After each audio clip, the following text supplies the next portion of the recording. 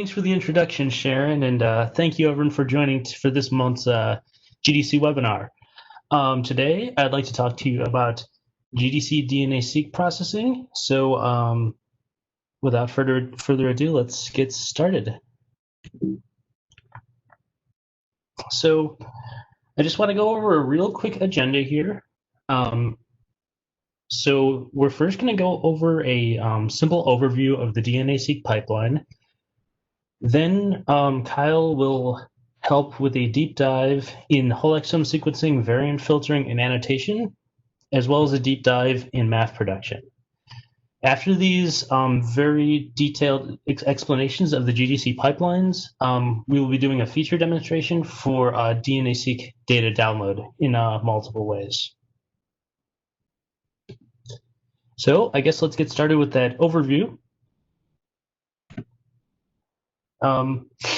So this is basically a list of the major DNA-Seq data types that are available at the GDC. Alignments are available as BAM files. That's how you can download them in the portal. Many users have asked, can we download the files that are submitted to the GDC? Those exact files are not available, but the BAM files do contain unmapped reads. So the original submitted FASTQ can be recovered from them. Raw and annotated variant calls are both available as different types of VCF files. And then those VCF files are further processed and annotated, and those are available as MAF files. As with all alignments in the GDC, the reference genome used for DNA-Seq is GRCH38. And as of September 2020, the gene model that is being used is GenCode 22. Here's a very basic harmonization flow for DNA-Seq. First, the alignment happens. Reads that are submitted by an external group are aligned to GRCH38.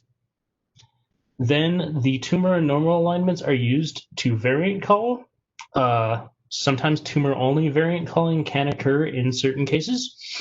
And then those variant calls are aggregated and masked. So they're aggregated across multiple variant callers and are filtered for possible germline mutations to protect patient identity. So this is a slightly more detailed workflow for how the DNA-Seq pipeline goes. The BAM file is produced, sorted, and indexed, and some metrics are collected. So you have the submitted reads. A BAM is resulted from that. The basic takeaway here is that tumor and normal aligned reads are run through 5 different variant callers, and that returns a raw somatic VCF. And then that raw VCF is annotated further and filtered a little bit, which creates the annotated VCF. And this will be explained in much more detail a little bit later in the presentation. So as you can see here, there's 5 annotated somatic VCFs, 1 for each variant caller. And these are converted into aliquot level MAFs, 1 for each pipeline. And then these are aggregated into 2 different MAF files, one of which is not filtered for germline mutation, the aggregated somatic mutation, and the other of which is filtered for germline mutations. This filtering process will be explained in much more detail later. The masked somatic mutation. And the masked somatic mutation with permission from the submitter can be made open access. So like I was saying, the masked somatic MAF has the potential germline variants removed and can be made open access. And this data, if you've ever gone on the GDC data portal and gone to the exploration section, you will see there are lots of mutations and the genes associated with mutations. The masked somatic MAFs are what are used to populate this data in the portal. So some of you may be wondering about whole genome sequencing variant calling. The GDC doesn't actually distribute any of these yet, but they will become available sometime in the coming months. The whole genome sequencing pipeline was developed by the Sanger Institute. This was modified by the GDC and produces point mutation calls, indel calls, structural variation, and copy number variation files. So stay tuned, and these files will be available in the GDC soon. That is it for the introduction on GDC DNA-Seq pipeline processing, and I will turn it over to Kyle now to explain more about whole exome sequencing, variant filtering, and annotation. Thanks, Billy. All right, go ahead. Next slide. Okay, so as Billy mentioned, he gave a very high-level overview of kind of how the data fits together in the GDC. But for the next section, I'm going to go in a little more deeply into kind of the nitty-gritty details of annotation, filtering, and the MAF production. So one thing that you should be aware of is that most somatic mutation callers already have some kind of built-in filtering in their pipeline or software. For Mutate2 and Muse, running through their steps, if you're familiar with them, you already know that the VCF that comes out of that has tons of filter tags added already. For things like Somatic Sniper and VARScan and Pindel, we do a couple more steps. However, all the steps that we use are using software that ships with the software package itself. So for Somatic Sniper, we run a couple of the filtering steps that come with it. Same with VARScan 2 and Pindel. Pindel, we additionally do some normalization of the variants just because of the way it represents them in the VCF. And we do another filter to flag mutations where the tumor alternative allele depth is less than 3. So all of these types of filters are actually present in the raw somatic mutation VCFs. Next slide, Bill. After we have these raw somatic mutation VCFs, we then do some additional filtering before we actually run annotation. Some of these filterings focus around just removing some common bias and sequencing artifacts. One in particular you might be familiar with is the detox-OG, which is a particular sequencing artifact of an oxidation of guanine to 8-oxoguanine. So some of these filters are used depending on the caller that it came from, because, for example, Pindel isn't giving us these SNPs, but some of these filters are only relevant for SNPs, those kind of things. And then we have an additional filter for Somatic Sniper just to remove the lowest quality or flag the lowest quality variants based on the scoring system that it uses. Next slide. After we do some of this additional filtering, we go ahead and reduce to the quote-unquote main chromosomes and add some basic metadata to the VCF header. And we do a little bit of formatting of the Pindel VCF just so that downstream tools like our annotation software, which I'll talk about shortly, actually doesn't interpret it as a structural variant VCF, but sees it as just a normal, small insertion deletion VCF.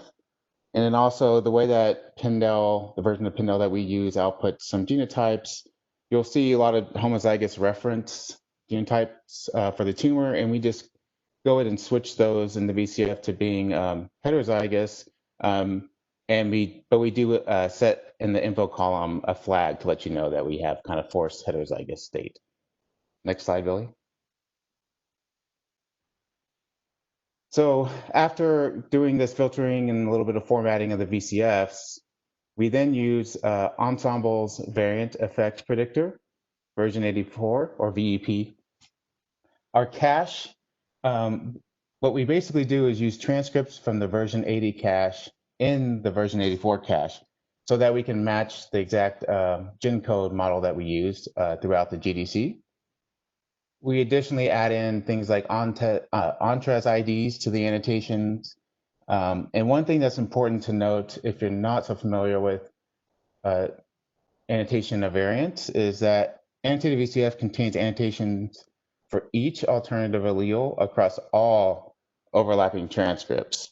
And this is important to realize because later on, you ultimately have to kind of decide which transcript you want to use to make biological interpretations of the effect of these mutations. Next slide, Billy. Okay, so that was kind of how we get from the raw VCF to the annotated VCF with a few more filtering and formatting steps in between. And at this stage, we would have our 5 VCFs for each tumor normal pair, 1 VCF for each variant caller like somatic sniper and mutate2. And from this stage, we then go into the process of converting them to MAF files and then aggregating across MAF files and doing our masking. Next slide, Billy. So the mutation annotation format, or MAF, it's just another tab delimited format. The specification itself only defines the first 34 columns. And if you're familiar with our MAF files, and probably really any MAF files, you'll know that there's a lot more columns than 34, but the spec itself only defines the first 34. Indels are normalized to remove flanking reference allele. And unlike VCF, each record represents a single variant from a single tumor normal pair. So in a VCF, if you wanted to add another sample to it, you would basically add a new column for that sample. In MAFs, instead of adding a new column, you basically appended new rows for that sample. Another thing to be aware of is that there is a loss of information when you go from a VCF file to a MAF file. For example, all the annotation is set to 1 single allele and a single transcript for each record that is in the MAF file. Next slide. So I'm going to walk through this kind of logic graph here of how we convert our annotated VCFs into our MAF files. So again, we're doing this for each caller separately. So the first step is we get our annotated and filtered VCF. And the first thing we have to do for each locus in there is to select the allele we're going to use. After we select the allele, we have to do some normalization of that allele if it's an indel. After that, we would do the selection of the effect. And when I mean effect, I also basically am saying we're selecting which transcript we're using to annotate, if it's a non-synonymous or synonymous or stop change, those kind of impacts happen. We have to select at this step which transcript we're going to use to annotate. Then we do some things to determine which the type of variant it is. Is it a SNP, indel, deletion, those kind of things, and as well as the other more complicated types of mutations that you'll see in the MAF columns about variant classification and the variant type. We extract some additional VCF data. We try to pull in more data from the VCF to make them a little more, have a little more information like we have in the VCFs. We then transform all the stuff that we've extracted from the VCFs into the MAF style formatting. We add some additional annotation sources and filters. Again, I will go in more detail of what this means in the next slides. And then at this stage, we would have our aliquot level MAF for a given caller. Next slide. So I'm going to go into a little bit of details of some of these boxes that I mentioned. So one of the first decisions that we have to make is which allele are we going to use? So simply, we basically just select the first alt allele in the tumor. So I have a little example here. Let's say the reference is an A. The tumor is heterozygous for a C and T allele. Just because the C is the first allele, basically we would select C as the allele to use for annotation in this locus. Another important type of decision is which effect we're going to choose. So prioritization is based on the biotype. So things like, is it protein coding or is it a non-coding? Protein coding would have a higher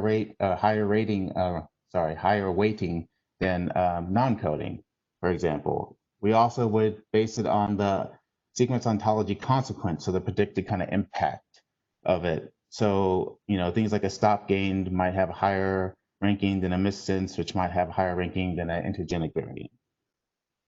The key is that even, basically any biological interpretation of variants really requires these kinds of decisions to be made before you can try to, interpret them. Next slide.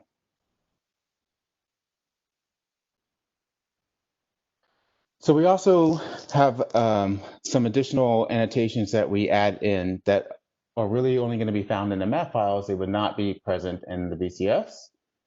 Some of these include DB-SNP validation. If you're familiar with DB-SNP, they have some categories of evidence supporting a given variant. So we pull those out from the database and put them into the MAF file. Another one is the Cosmic database, which is a great resource of known and some even verified and validated somatic mutations. So we would match, our mutations with their database, and if we find a match, we would make sure we put the Cosmic ID of that variant in the MAF file. Another one would be the non-TCGA EXAC frequency. So this is getting population frequency from the EXAC project. However, we've excluded all TCGA samples from the EXAC populations when we're estimating the frequency. And then finally, we also annotate hotspots, which are these recurring somatic mutations mined from previous publications. You'll see several of these publications available here on this slide. Next slide. So we also do some additional filtering tags in the MAF, and these will be in the GDC filter column. So one of these is the common and exact. So, we look at the frequency of this mutation in the non-TCGA exact population, and if it's above a cutoff, we would flag it as common and exact. Another one would be our own panel of normals. So we have this panel of several thousand normal samples from TCGA that we use to build a panel of normals, and that is used to then, kind of flag somatic mutations that might actually be germline mutations. So they would get this GDC PON tag to them. Anything that has more than 2 alleles of the locus, we flag it as multi-allelic.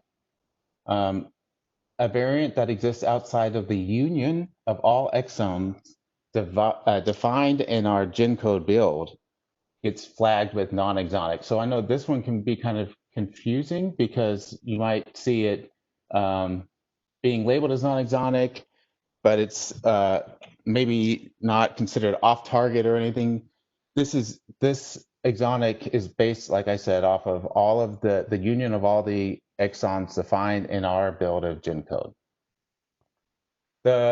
Another one we flagged samples where the normal total depth was less than 7, less than or equal to 7.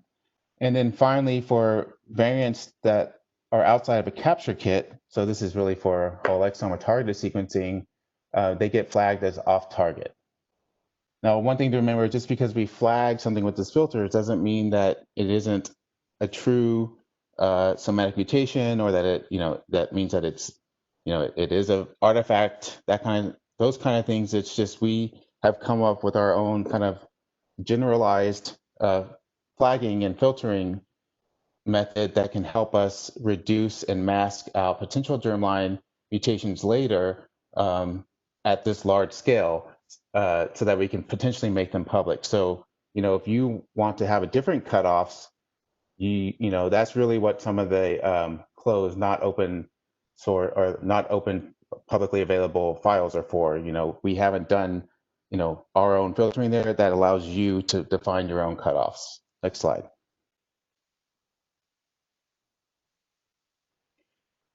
One thing to be aware of is that there's just a lot of noise in somatic variant detection. So there's always, no matter what you're doing with next generation sequencing, there's going to be sequencing artifacts. That's not, of course, unique to somatic mutations. Same with cross individual contamination is not unique to somatic mutation detection. One thing for sure that is relevant to somatic variant detection is tumor purity. So you might have, not a pure tumor sample. Maybe you have some normal tissue contaminated in your tumor. These kind of things do arise. So it's not just simply using the same like germline mutation algorithms, because you have to be able to handle these more complex scenarios that happen in cancer tissues. Protected data sets allow researchers to define their own thresholds. So that's what I was mentioning before. The not publicly available data sets would allow you to define your own thresholds and filtering. The open access data sets require us to minimize the probability of what we call germline leaking. So this is really when a variant is classified as somatic, but it actually is a germline mutation, and germline mutations are actually potentially identifiable. So anything that we make open access, we want to minimize the probability that one of these get through. Next slide, please, Billy. So one way that we do this, and I think a lot of people take this approach, is the power of multiple algorithms. So each variant calling algorithm makes its own assumptions, right? It's its own statistical model, own assumption. Therefore, the more algorithms that are concordant so that they match, the more confident we are that it is a real somatic event. Next slide.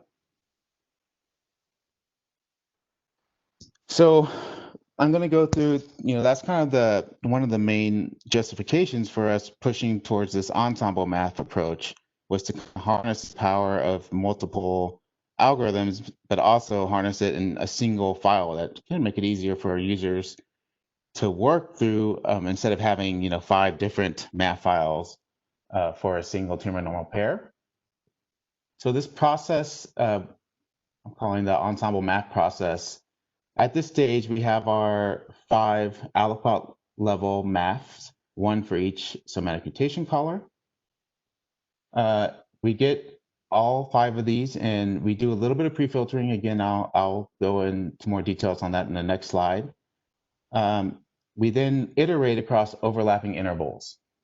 And once we have, an interval, we then have to go through all these kind of logic flows in this decision tree. So first we ask, is it a singleton? Is it basically this mutation was only found in one caller, and it's just a single mutation from one caller? If that's true, then we just go ahead and format the record and write it out. If that's not the case, then we ask, well, okay, maybe there's multiple overlapping entities, but they're all from one caller. This can happen from some of the callers. I believe I've seen it in at least MUTEC 2 and some others. Then if it's that case, then we basically loop over all records and they be written out separately to the Ensemble aliquot level MAF. If it's not the case, so at this stage we have multiple overlapping records, but we have more than one caller. So the state where we have more than one caller, but we have a single allele, so only one, allele was found at this position just from multiple callers. If that's true, then we do a merging across these records, and then we format and write out.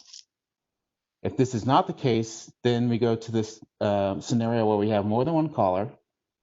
We have more than one allele. However, they're all the same type. So, they could be all insertions or all deletions, that kind of variant type. If that's true, then we would run through a majority vote. If we're unable to come to a majority vote, we would go through our predefined caller type precedents. Again, I'll go through that in the following slides. And then if it is true, we go ahead and select that majority vote one variant to then merge the records and format and write out. If we get to the most complicated case where we have more than one caller, more than one variant type, and obviously more than one allele, then we simply just go straight into our caller type precedence. And then, you know, if there's only a single record that meets the selected collar type precedence as a singleton, then we go ahead and merge and write out. Otherwise, you basically just select the most common and merge and write out. Next slide, Bill. So pre-filtering, we do some pre-filtering, so these wouldn't even be present in that ensemble aliquot level MAF, the aggregated MAF, the one that isn't masked, because these would already be ignored. So anything that isn't somatic, which at this stage it really shouldn't even be there, or that shouldn't happen very often. If it is larger than 50 base pairs, we have not included it. If basically, if it failed any of the caller provided filters or even our filters that we add in our own filtration steps, we don't let it pass through, with some exceptions. Muse2 uses one exception where it has some really stringent filtering already built in, so we allow some of the most stringent filters, tier 1, 2, 3, and 4, to pass. Mutec2, we allow variants that are tagged with panel normals to pass. In this case, it would either be only panel normals would be the only filter that it was tagged with, because we do our own panel normals later. Next slide, Billy. And then I've mentioned the caller type precedence. So we have this predefined prioritization based on the caller, so like Pendel, Mutec2, VARSCAN, etc. And then the variant type being like a deletion, a SNP, a multinucleotide polymorphism. We have this kind of already defined precedence that we use to help us in some of our tricky cases in our logic flow here. Next slide. So at the end of that ensemble merging step, we went from 5 MAF files into a single aggregated somatic mutation file, annotated somatic mutation file as a MAF. And so that would be, protected in the portal. In order to get the masked MAF, which, as Billy mentioned, if the project has approval from the submitters to be made public, it would be the masked MAF that we use to make public to you, as well as be available in the exploration somatic mutation exploration page. We have to do this masking. So the input to this is our ensemble aliquot level MAF that we just created. And then we go through, basically everything is already present in the MAF that we need, and we just reduce the number of records based on this logic flow here. So we require at least 2 callers to support it. So if it doesn't support that, then it's removed. If it does support it, then we ask the question, is it found in one of those hotspots? So is it annotated to be found in one of those known hotspots that I mentioned we add to our MAF files? If not, then we look if any of the GDC filters were added. If so, then it gets removed. If not, then we format and write out to our masked ensemble aliquot level MAF. If it is in the hotspot, we basically check the GDC filters again. However, we allow the panel normals and the common and exact filters to pass. And so if they have, basically, if there's no filters, or if there's a GDC PON, the common and exact filter, and it is in a hotspot, then we allow it to pass, and we would format and write it out to our masked ensemble aliquot level MAF. There are also some columns that get set to null usually around the alleles present in the normal sample, which could be, germline mutations. So we set those to basically a blank column. Next slide, Bill. So this last part, I wanted to get into a little bit of nitty-gritty details about is the caller annotation. So we do put the caller annotation in a column in these Ensemble MAF. I think it's literally called callers. The callers column contains a list of the somatic mutation callers that supported the variant. The VCF specification allows for multiple ways to represent the same mutation. This is a long-standing problem where there are actually lots of people and groups working on trying to improve. Another thing is that some somatic mutation callers are actually limited to the types of variants that they can detect. Some only detect like SNPs, basically. So one thing that we've done is we distinguish between exact matches and quote unquote overlapping matches through the use of an asterisk after the column name or the caller name. Let's go to the next slide so I can explain a little more, Billy. So I have the scenario here. All right, at the top in the middle, you'll see I have a scenario of a mutation. So we have the reference as some sequence. And then I have 4 different callers and what they kind of detected at the same overlapping region.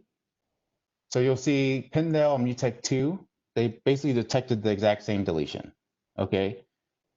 VARScan, it detected deletion as well, except for it's, a slightly different, slightly smaller one than the one detected by Pindell and MUTEC2. And then finally, Somatic Sniper, which is a somatic mutation caller that actually only can detect SNVs. Its algorithm, for whatever reason, in this scenario, interpreted this location that overlaps this deletion as a G to T somatic or SNV. So what we would do in this situation in the caller column is what you see in the middle, where you see MUTEC2, semicolon, Pindell, semicolon, etc. The deletion detected by MUTEC2 and Pindell is, the one that would be selected in the merged MAF, as it has, all this. It would have been the selected one using in the MAF, and those actually have exact matches for Pindell and MUTEC2, so you don't see an asterisk after the name. However, we do have support for at least some kind of somatic mutation variation existing in this overlapping region.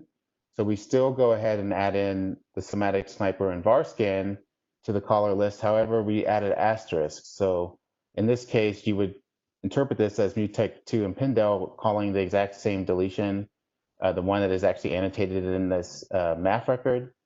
And then Somatic Sniper and VARScan2 didn't find this exact same mutation. However, they did find support for some type of somatic variation occurring in this interval.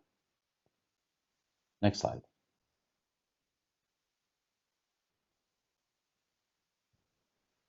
All right, thank you so much, Kyle, for that very useful information about the DNA-Seq pipelines.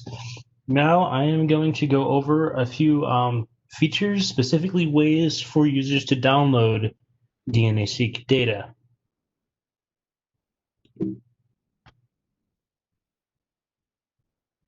So one thing as a user you may be asking is, what about project level MAFs?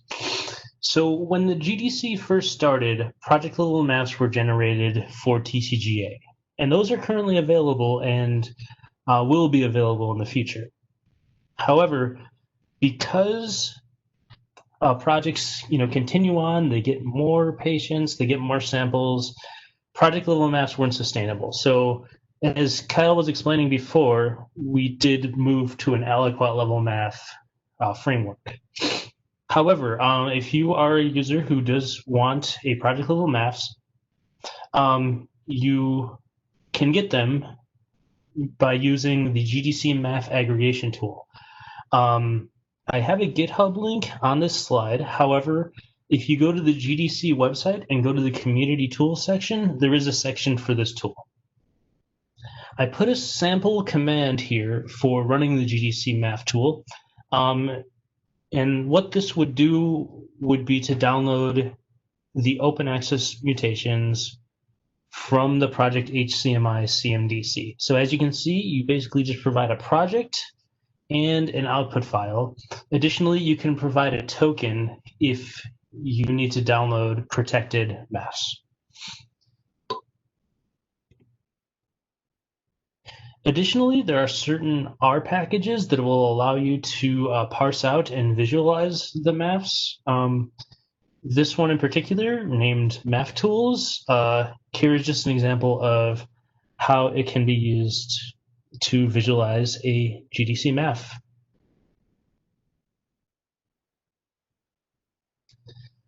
Outside of these external tools, I'd like to finish this presentation up with with instructions on how to download DNA-Seq data from the GDC through the portal. So if one wants to go to the GDC portal, you would go to portal.gdc.cancer.gov, and the place where we keep all of the files is the repository. So you would click on repository, which I have selected here, and once you are in that section, you will see the files on the right and the filters on the left. So users can filter things however they would like using the Cases tab. I'm sure that was covered in a previous webinar, but it's pretty self-explanatory if you go to the Cases tab on the left. But specifically what I wanted to point out is how once you had the case set that you wanted, you can download a DNA-Seq data. So if you were to scroll down to the experimental strategy part of the Files tab on the left panel, you would see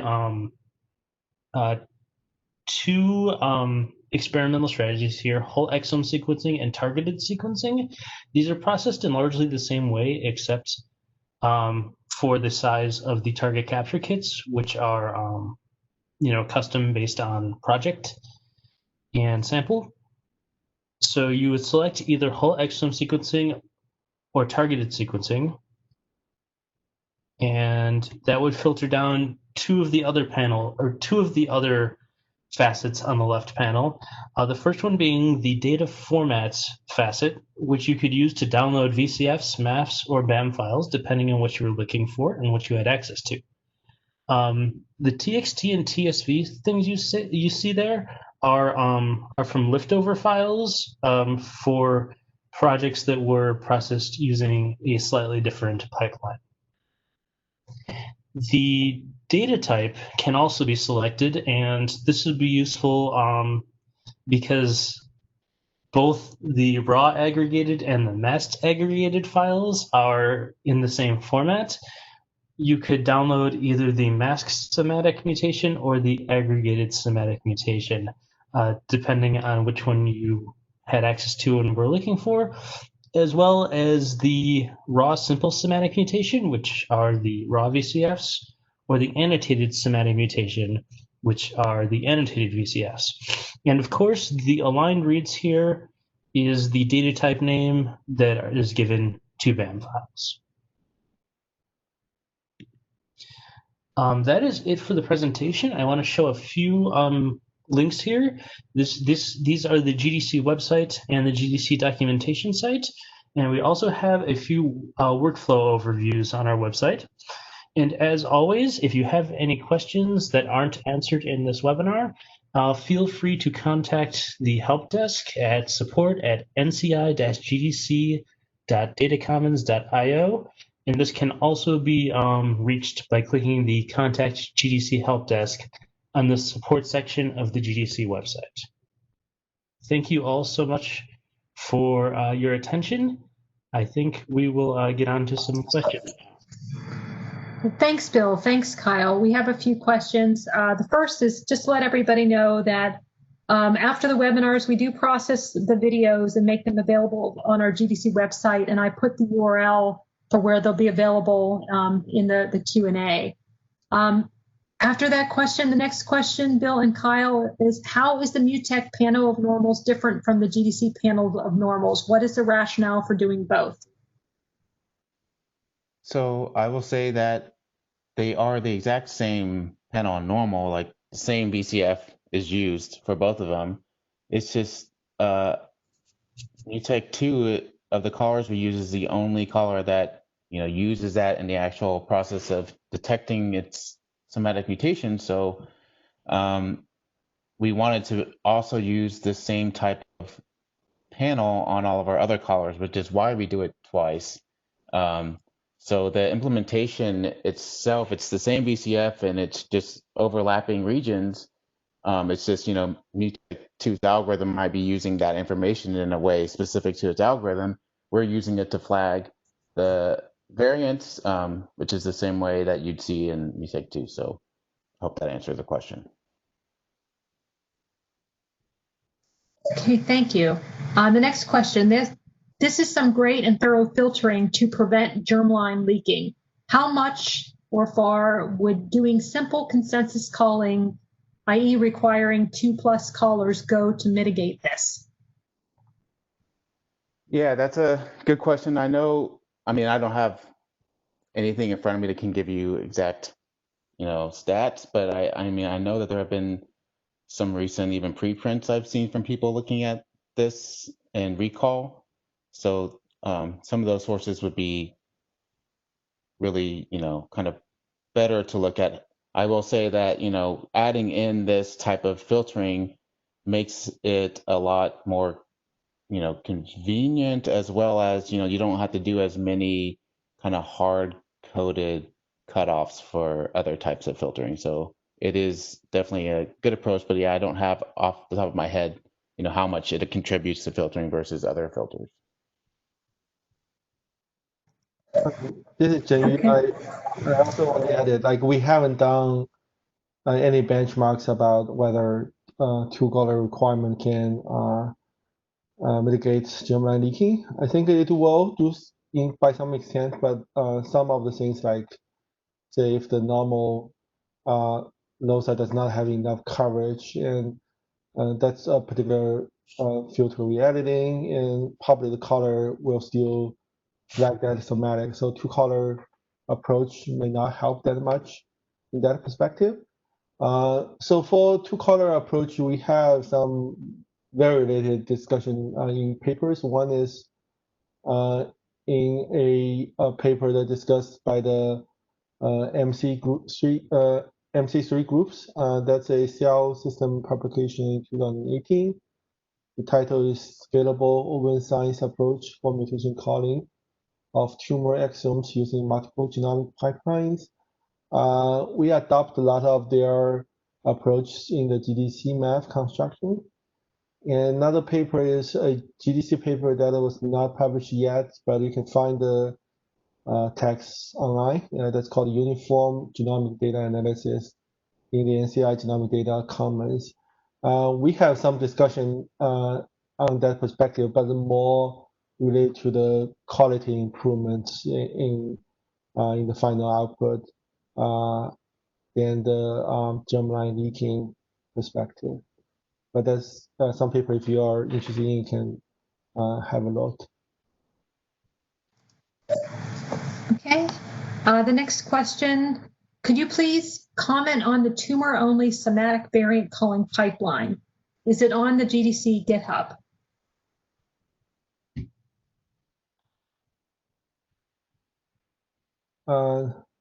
Yeah, this pipeline, so the pipeline is in GitHub, but not public. The reason is we haven't made MAF yet, and normally when we do making the MAF, we sometimes make adjustments to the sometimes needed to upstream workflows. But this pipeline is a simple GATK4 pipeline, which is different from how our tumor novel paired variants are called. It's a newer version, adopt a lot of the latest GATK4 MUTAC2 filtering strategies. And also on top of that, we added another filtering method, which based on prediction of whether a variant is somatic or germline, using a tool called PureCN, PureCN. This tool estimates using the purity and priority information to assign a prediction somatic score to each of the variants. And we found out that it helped us on filtering, remove out of the germline calls if we don't have the germline samples. and we don't have a MAF for this pipeline, and it is currently served as the raw VCF. And doing off MAF production, we are expecting to add some of the similar filtering, like the common variant filtering and hotspot filtering. Hopefully, we can get a relatively cleaner output. However, because this pipeline is not fully available from the VCF to MAF, we don't have any benchmark for that perspective.